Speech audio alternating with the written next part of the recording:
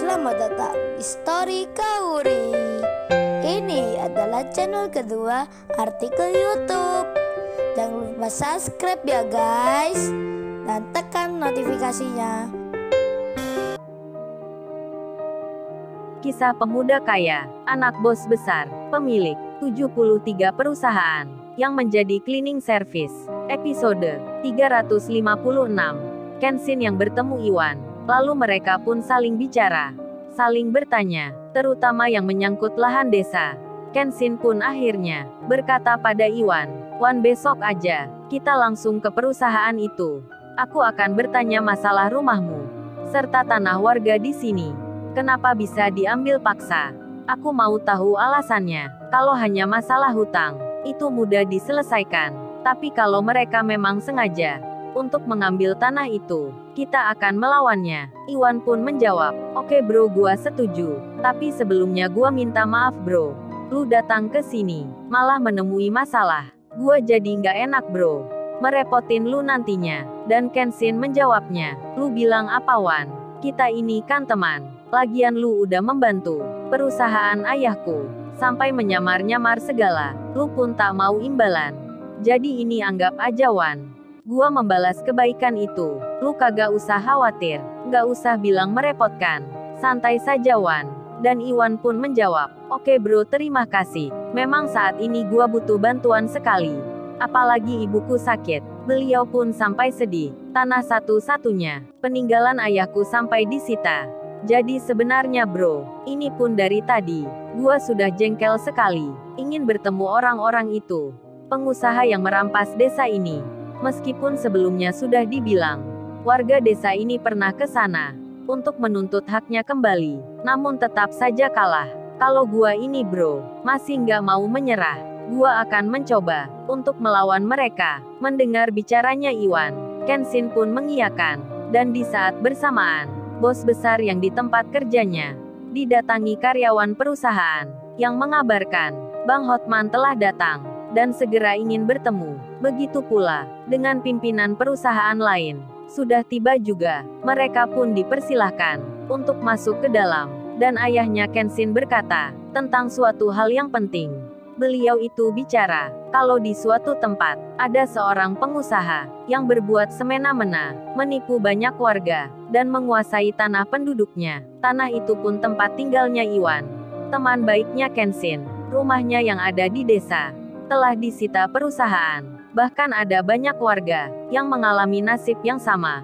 Rumahnya diambil paksa. Ayahnya Kenshin bercerita secara panjang lebar, termasuk juga perlakuan pengusaha itu ke Kenshin yang dinilai meremehkan.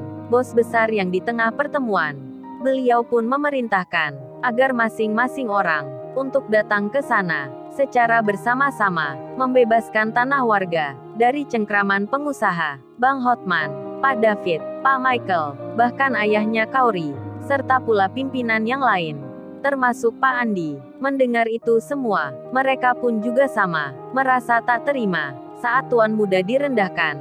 Bahkan Bang Hotman sampai berkata, "Waduh, benar-benar gawat ini. Apa pengusaha itu belum tahu siapa tuan muda kita? Sampai melarang melewati jalan untuk masuk ke desa, melarang pula memfoto-foto, menghapus isi handphone segala. Cari gara-gara saja mereka itu. Benar-benar ini keterlaluan. Sudah berani mempermainkan tuan muda. Ini kalau dibiarkan saja, mereka tak akan berhenti. Bisa-bisa juga para warga desa di situ nanti akan ditindas. Bahkan lama-lama, mereka semua akan diusir dari kampung halamannya." "Tenang saja bos. Saya ini sudah puluhan kali menangani masalah tanah. Tak pernah kalah dan selalu menang. Saya sudah hafal betul liku-liku jalannya. Bang Hotman ini siap membantu. Siap pula memberikan pelajaran pada pengusaha yang sombong itu. Hari ini juga, segera akan saya cari infonya. Akan saya hubungi semua relasi yang berkaitan dengan masalah itu." Bos besar pun menjawabnya, "Bagus itu Hotman. Kabar baik darimu aku tunggu." Begitu pula dengan Pak Michael, Pak Henry, serta Pak Andi. Mereka pun berkata sama, akan menyiapkan yang terbaik untuk membantu warga desa. Dan inilah detik-detik yang menegangkan. Bos-bos perusahaan besar akan membuat perhitungan pada pengusaha yang sombong. Mungkin ini juga pertama kalinya para pimpinan perusahaan itu, serta banyak pengacara yang terkenal, akan datang ke desanya Iwan. Dan mereka pun kini tengah mempersiapkan tentang segala hal yang akan dibutuhkan. Hari itu pun berjalan hingga malam datang menjelang, dan tak terasa yang direncanakan. Kini telah tiba saatnya Kenshin yang menginap di desa. Untuk pertama kalinya, ia pun bangun pagi di tempatnya Iwan ini. Kenshin merasakan udaranya sejuk sekali. Sejauh mata memandang, dilihatnya pemandangan yang indah. Sawah-sawah dan tanaman yang belum dikuasai perusahaan itu nampak menghijau sekali. Para petani pun sudah bekerja menanam padi. Kenshin merasakan begitu tenangnya melihat apa yang ada di sekitarnya. Apalagi sambil meneguk kopi. Suasana ini begitu nikmatnya. Karena hal itu, Kenshin pun bertekad untuk menolong Iwan agar desa ini bisa lepas dari cengkraman pengusaha yang tak bertanggung jawab. Kenshin merasa sayang sekali kalau suasana desa di sini tak menjadi lestari, alamnya tak indah lagi. Dan kemudian, setelah makan pagi, ketika menginjak pukul 8, Kenshin dan Iwan akhirnya berangkat menuju ke perusahaan yang tempatnya itu sangat jauh dari desa, berada di jalan raya di tengah-tengah kota. Iwan yang meminjam motor tetangganya yang tak lain teman desanya yang bernama Paijo itu sempat dilarang dan dinasehati. Wan, percuma saja Wan lu kesana. Itu bakalan sia-sia Wan. Kan kemarin sudah aku ceritain. Para warga sedesa ini pun tak digubris oleh mereka. Pulang tak dapat apa-apa. Malah dapat lelah dan rasa kecewa. Lu malah kesana lagi. Mengulang kesalahan yang sama. Iwan menjawab, itu kan kemarin Jo Paijo. Sekarang itu sudah berbeda. Ini gua kesana nggak sendiri, tapi sama teman gua. Lu belum tahu dia Jo.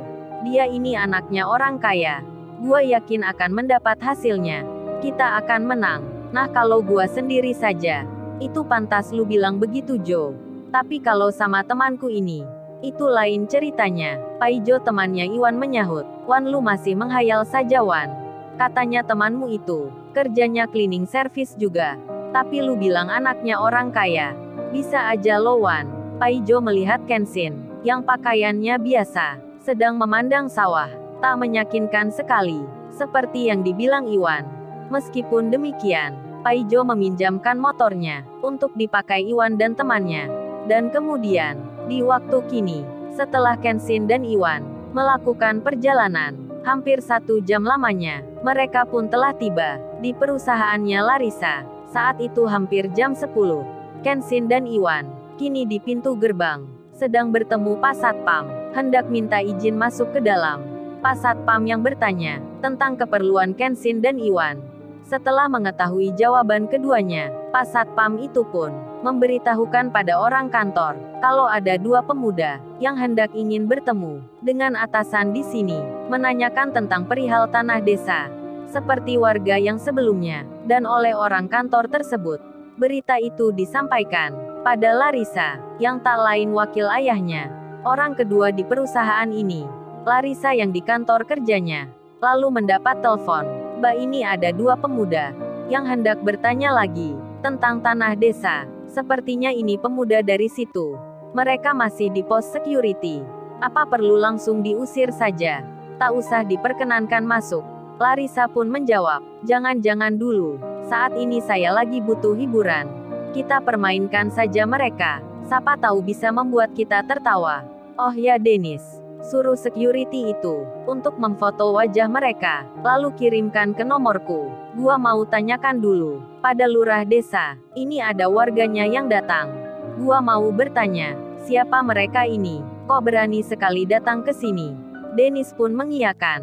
Pesan itu lalu disampaikan pada security tersebut. Kemudian Kenshin dan Iwan diambil fotonya dan dengan segera dikirimkan pada atasannya yang tak lain Larissa. Larissa pun melihatnya. Ia langsung berkata, lo ini kan cowok yang kemarin.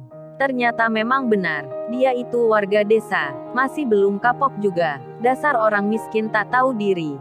Sudah mengerti kita ini orang kaya, masih tak terima saja, mau melawan lagi. Larissa pun lalu mengirim foto itu ke lurah desa, yang tak lain tuan tanah.